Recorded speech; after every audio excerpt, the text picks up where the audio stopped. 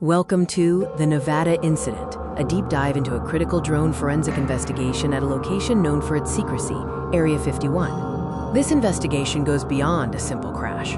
We are reconstructing intent, capability, and risk associated with a high-grade drone entering restricted airspace.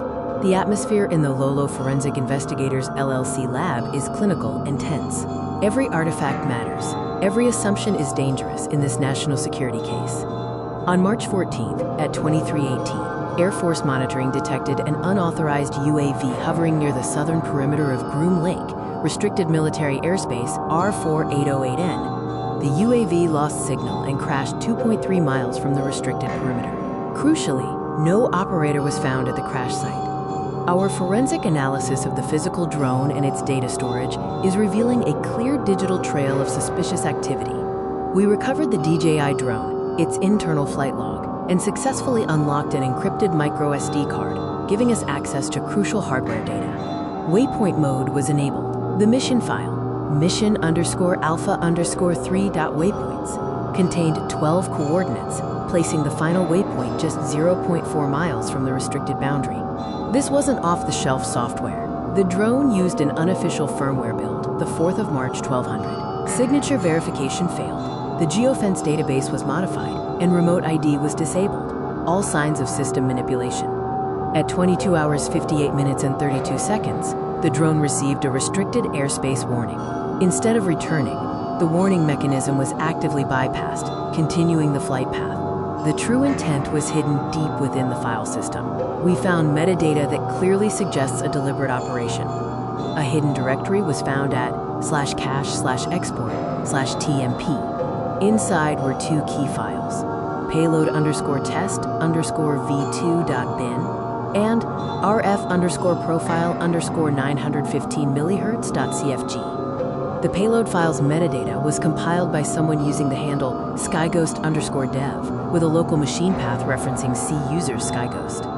Even more concerning, the metadata referenced UAV_projects area test and a calibration file named calibration_profile_laba51.cfg.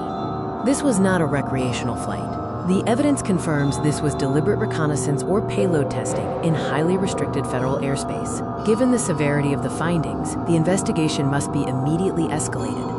Cloud Sync was enabled on the device, providing a sync token, SG_8843C9_ token. This is our primary lead to trace Skyghost. We must trace the telemetry stream redirect. It was pointing to the specific IP address 192.168.44.12. The modified firmware and the bypass geofencing provide strong justification for a deeper, highly prioritized investigation. Our work is about establishing facts that will stand up to intense scrutiny in a courtroom setting. We will point to the unofficial firmware and bypassed warnings to counter any claim that this was a hobbyist mistake, and we must defend the integrity of the forensic image. Our next move is requesting warrants for the server associated with that sync token and the owner of the local machine path found in the metadata. Welcome to our deep dive into the restricted airspace drone incident. We're going beyond the crash site to uncover the digital fingerprints left behind. This is a detailed forensic analysis of the drone recovered near a highly restricted area in Nevada. In the lab, our investigators immediately began extracting flight logs and firmware from the captured drone. Initial evidence quickly indicated that this was not a simple recreational flight gone wrong. The core finding was definitive evidence of pre-programming, pointing to deliberate mission planning and autonomy. We recovered a key file, mission_alpha_3.waypoints, created before the drone ever took off. This file contained 12 programmed coordinates, with the final waypoint placed deliberately just 0.4 miles from the restricted boundary. However, logs also show a manual override at 23 hours 12 minutes and 44 seconds, confirming an operator was actively supervising the mission mid-flight. The next layer of forensic analysis revealed intentional engineering to break the drone's safety protocols. The firmware was an unofficial build, version the 4th of March 1200, engineered to bypass signature verification and modify the geofence database.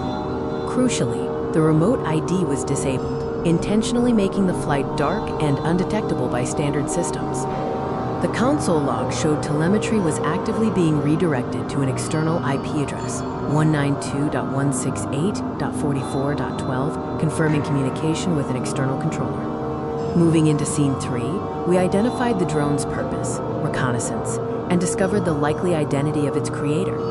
The SD card held 11 night vision images and 2 video clips, classic surveillance material, plus a hidden file named, quote, payload_test_v2.bin. The metadata was a goldmine, with a build path pointing directly to a specific user environment. See user SkyGhost documents UAV_projects.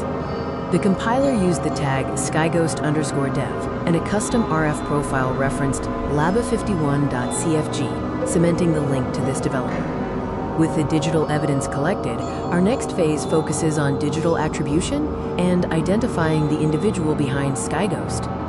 We must secure forensic images of any computers associated with SkyGhost and immediately begin tracing the network logs for IP 192.168.44.12. Tracing this external IP is crucial to understanding the command and control structure used during the drone's flight. We are seeking a warrant for cloud storage and GitHub accounts linked to the skyghost_dev tag to fully attribute the development work.